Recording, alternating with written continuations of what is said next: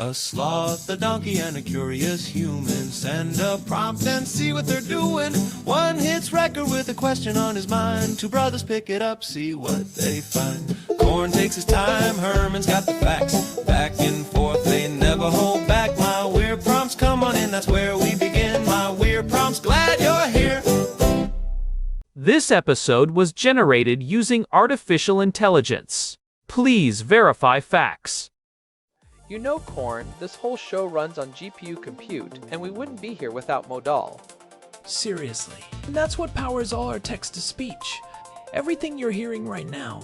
They're an AI infrastructure platform. Developers use them to run GPU workloads in the cloud with zero infrastructure headache. If you're building anything with AI, check them out. Modal.com. So, Daniel sent us this one, and it is a real deep dive into the family tree of the tech we use every single day. He wrote, I want to look at how the long history of advancement in natural language processing, or NLP, laid the foundations upon which modern conversational AI grew. Is pure NLP an irrelevant discipline now that we are in the era of AI and large language models? Or is it the hidden scaffolding that keeps the whole thing standing?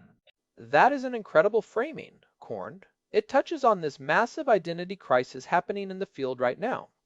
You have people who have spent 30 years studying phonology and syntax feeling like the world just moved on to just add more GPUs, while the reality is that the ghosts of those old theories are everywhere in the code. It is like that thing where people think history started the day they were born. You see a chatbot that can write a poem about a toaster in the style of Seamus Heaney, and you think, wow, we just invented language machines. But we have been trying to trick computers into talking to us since the Eisenhower administration.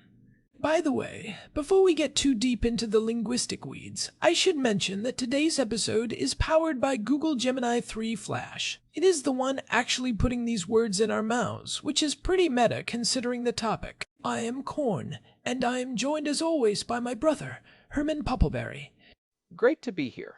And honestly, the Gemini mention is perfect because a model like Gemini 3 Flash is the culmination of everything Daniel is asking about. It is the end state of a journey that started with people literally trying to write down every rule of English grammar into a computer's memory. Which sounds like a nightmare. I can barely remember the rules of English grammar, and I've been using it my whole life. But that is the hook, right? When you talk to an AI today, you are not just interacting with a black box of statistics. You are interacting with decades of symbolic logic, statistical breakthroughs, and very specific linguistic scaffolding that most people have completely forgotten about.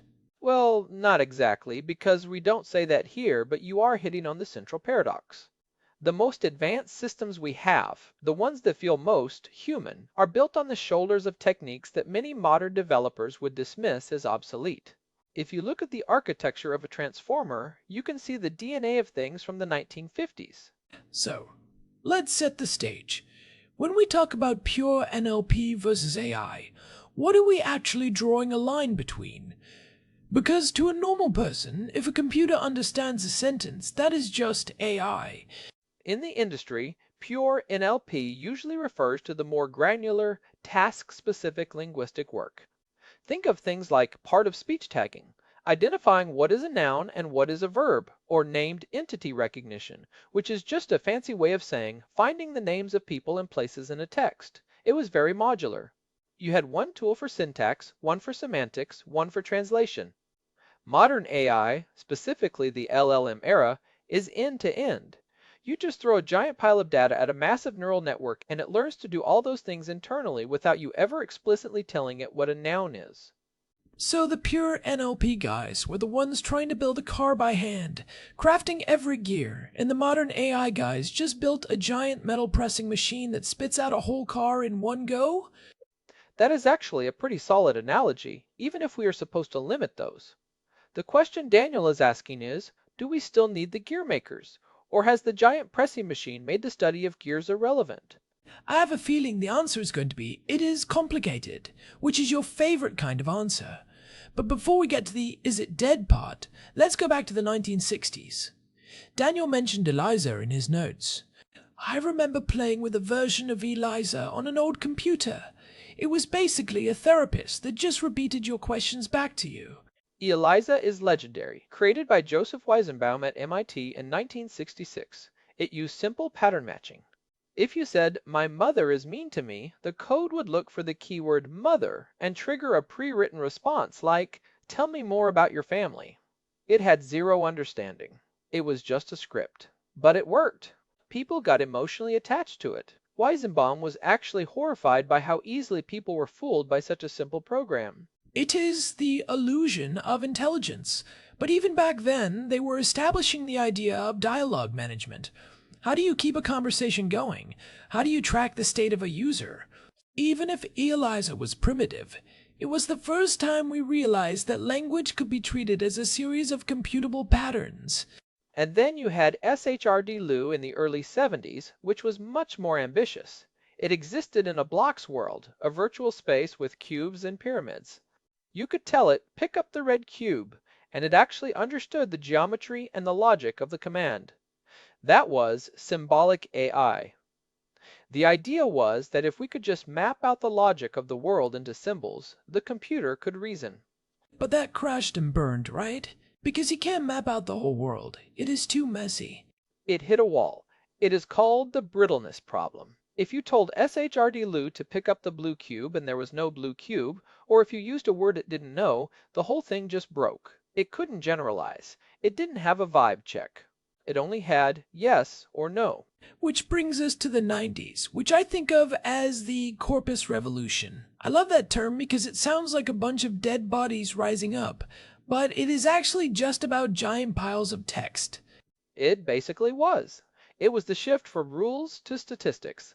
This is where IBM really shines. They had a project called Candide in the early 90s for machine translation. Before Candide, if you wanted to translate French to English, you hired a linguist to write down all the grammar rules for both languages and a dictionary. IBM said, "Forget that.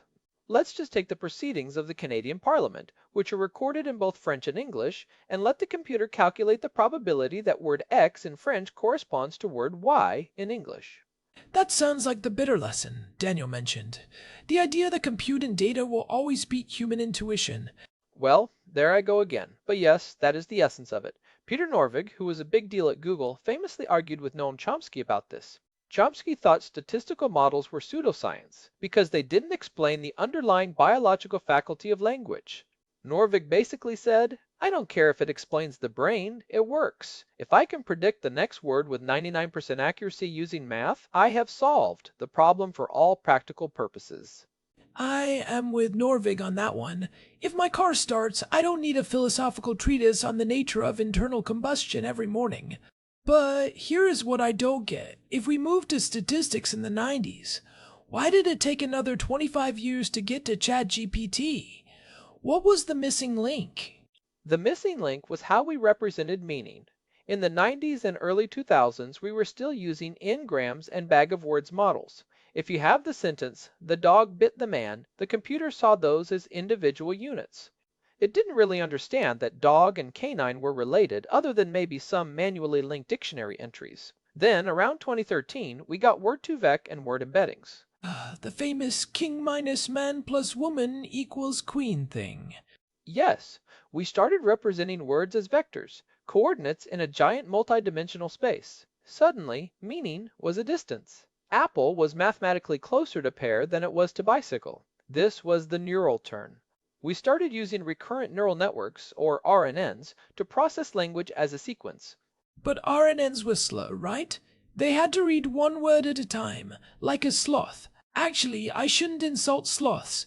They read one word at a time, and by the time they got to the end of a long sentence, they forgot how it started. That is the vanishing gradient problem. If you have a paragraph-long sentence, the model loses the context of the first word by the time it reaches the 20th. They tried to fix it with things called LSTMs, long short-term memory, which were like giving the model a little notebook to jot down important bits. But the real breakthrough, the one that changed everything, was the attention mechanism in 2015, leading to the Attention is All You Need paper in 2017. The transformer. The thing that powers everything now. But Daniel's point is that the transformer didn't just fall out of the sky. It was a solution to a problem people had been working on for 50 years. Chennai, Mom. Attention is essentially a learned version of alignment. In the old statistical machine translation days of the 90s, alignment was a manual process of figuring out which word in a French sentence mapped to which word in the English one. The transformer just said, what if the model learns to attend to every word in the sentence simultaneously and figure out which ones are relevant to the word it is currently processing? It took an old NLP concept alignment and scaled it with massive parallel compute. So, we've gone from Eliza's pattern matching to IBM's statistics to the Transformer's attention. It feels like we've just been building a bigger and bigger telescope to look at the same stars. But let's get into the is it dead part. Because if I'm a kid in college right now, and I see that an LLM can do part of speech taking perfectly without being taught, why would I ever take a pure NLP class? Why would I learn about hidden Markov models or context-free grammars? That is the identity crisis Daniel mentioned.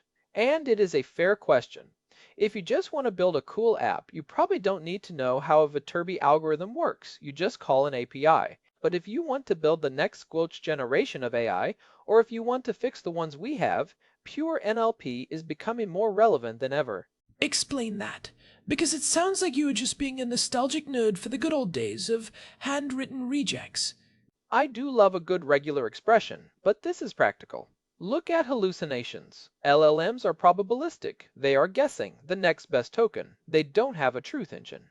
Classical NLP, because it was rule-based and symbolic, was deterministic. It was grounded in specific structures. If you're building a medical AI or a legal AI, guessing isn't good enough. We are starting to see a return to neuro-symbolic AI. Neuro-symbolic. That is a $5 word. Is that just a fancy way of saying put some rules on the robot so it doesn't say something stupid?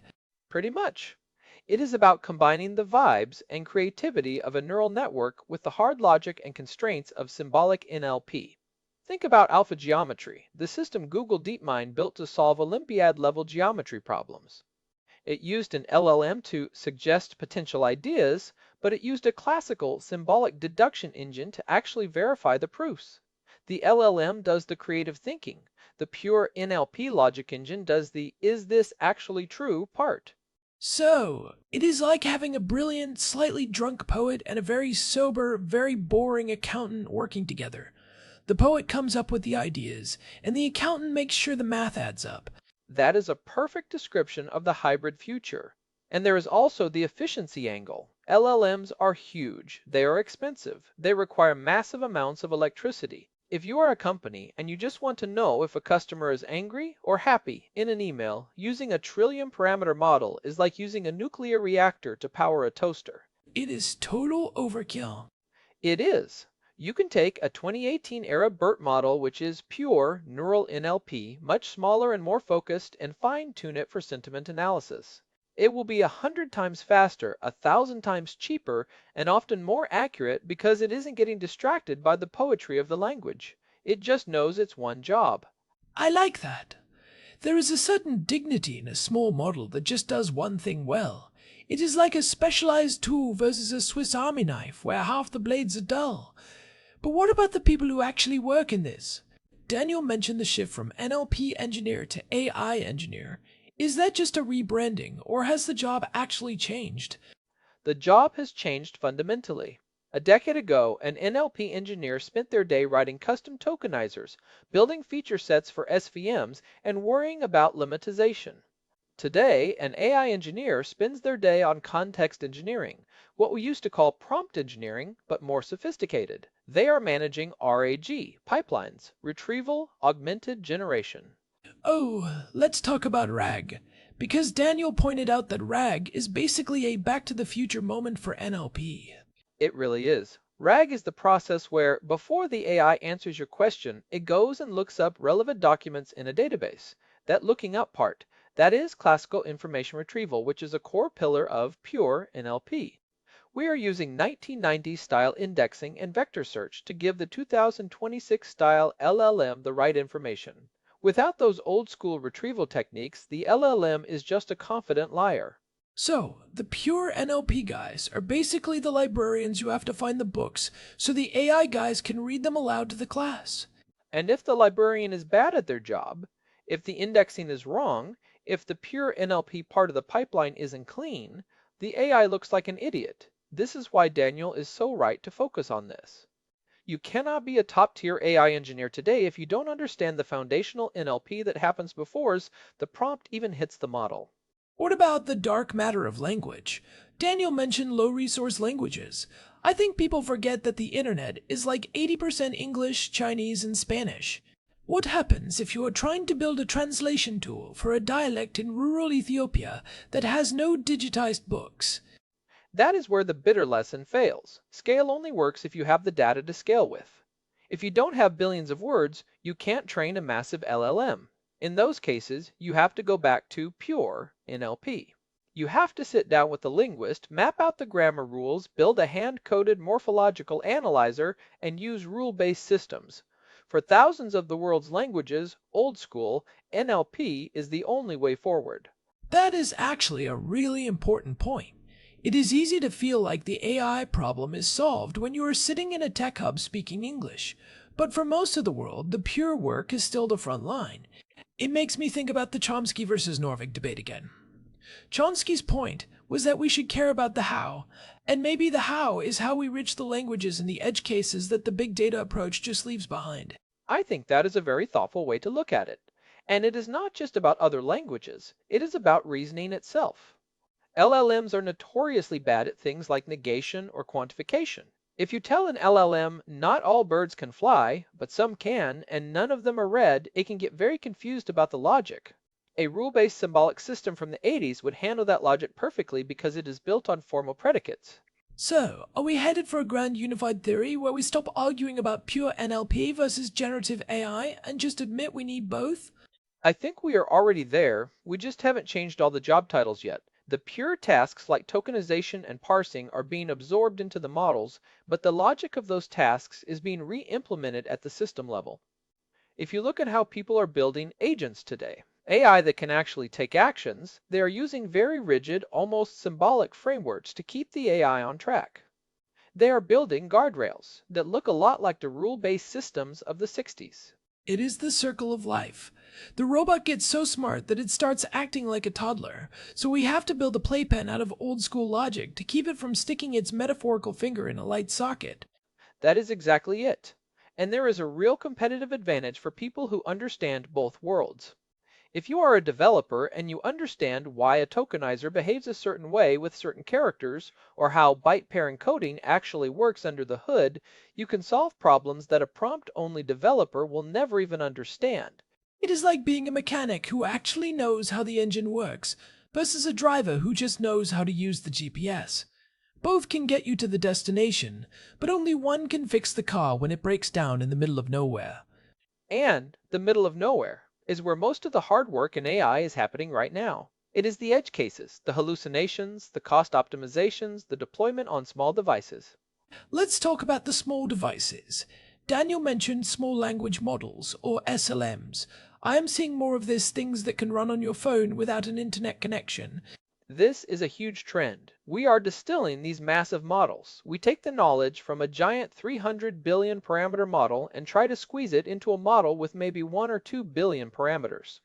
To do that effectively, you often need to use pure NLP techniques to prune the data to focus the training on specific linguistic structures. You are basically teaching the small model the rules that the big model figured out by accident. It is like the difference between a college professor who knows everything but can't stop talking, and a specialized tutor who just teaches you exactly what you need for the exam. Right? And for things like privacy, this is essential. You don't want your private emails being sent to a giant server just to check if you mentioned a meeting. You want a tiny, pure NLP-style model on your device that can handle that locally. So, if we are looking at the takeaways for people listening, maybe they are developers, maybe they are just curious. What is the actual so what of this history? The first takeaway is, don't ignore the foundations. If you are in this field, go read Speech and Language Processing by Jurafsky and Martin. It is the Bible of NLP. Even the chapters on things that seem obsolete will give you a mental framework for how language is structured that will make you 10 times better at prompting or fine-tuning. I would also say, look for the hybrid. Don't assume end-to-end is always the answer. If you are building something, ask yourself, could a simple rule solve this faster and cheaper than an LLM call? Sometimes a well-written regular expression is worth more than 1,000-word prompt. And my third takeaway would be, watch the neuro-symbolic space. That is where the real breakthroughs in reliability and truth are going to come from. We have the creative part of AI mostly figured out. Now we need the logical part, and that means dusting off those old symbolic logic papers from the 70s and 80s and figuring out how to plug them into the neural networks of today. It is a weird time to be a linguist, I bet. You spend your life studying how verbs work, and then a giant computer comes along and seems to know it better than you do, but it can't explain why. But that is why the linguists are still needed. We need them to evaluate the models. We use metrics like blue and rouge to score translation and summarization, which are based on pure NLP, linguistic comparisons, but even those are being challenged. We are now using LLM as a judge, which is a bit like having the students grade their own homework. That never ends well. I tried that in 3rd grade and gave myself an A+ in napping.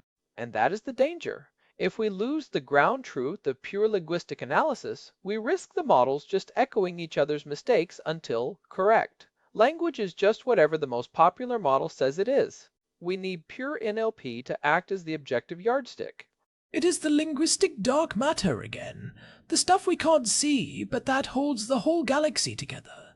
I think Daniel really hit on something here. This isn't just a history lesson. It is a roadmap for where we are going.